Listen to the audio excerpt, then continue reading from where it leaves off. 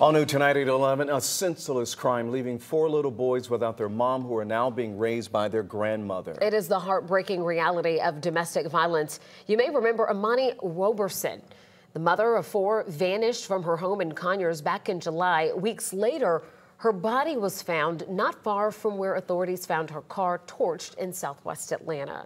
Right now, her husband, Donnell Anderson, is accused in her death.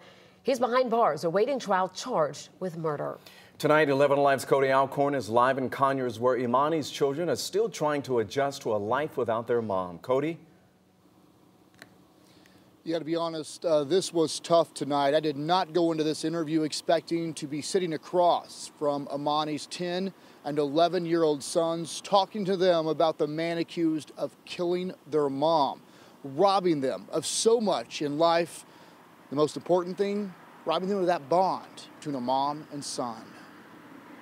2 scoops, so just add 4 ounces for me. She's had some practice raising 6 children and being a grandmother to 16. You gonna hold my hand and make sure I don't let go?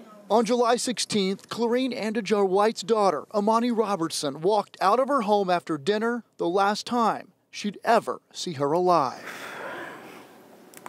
Domestic violence is real. The way it changes lives, heartbreaking. Life will never be the same. It will never be normal again. Clarine now raising Imani's 4 boys. We do have some in the house. I tried to recreate her meal. Lennox, who they call Peanut, is just 4 months old, but his brothers, Carter, Caden, and Royal, They talk about her often. Especially her skills in the kitchen. She could have been a professional cook. She was that good? Yeah.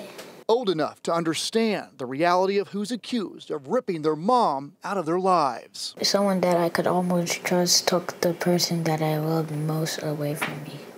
He used to make himself look like a good person until he did all this, and now I keep wondering, why did I start to trust him?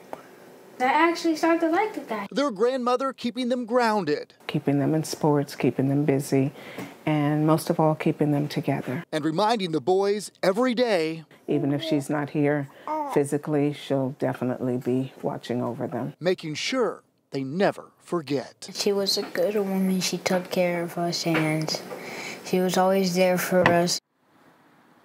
Like so many cases revolving around domestic violence, Clarine says Imani was trying to leave her husband to get out of a bad situation. An awful reminder of the seriousness of those situations. Cody, you also spoke with an attorney tonight who works with domestic violence cases. What was the biggest takeaway for women and men who find themselves in similar situations to Imani's? Well, this is the sad part about Georgia. Here's the reality in numbers. The state ranks 10th in the nation for the rate at which women are likely to be killed by domestic violence. That attorney telling me what we hear so often, but it's a lot easier to stand here and say it than do it. Reach out, use the resources out there available, and get out before it's too late.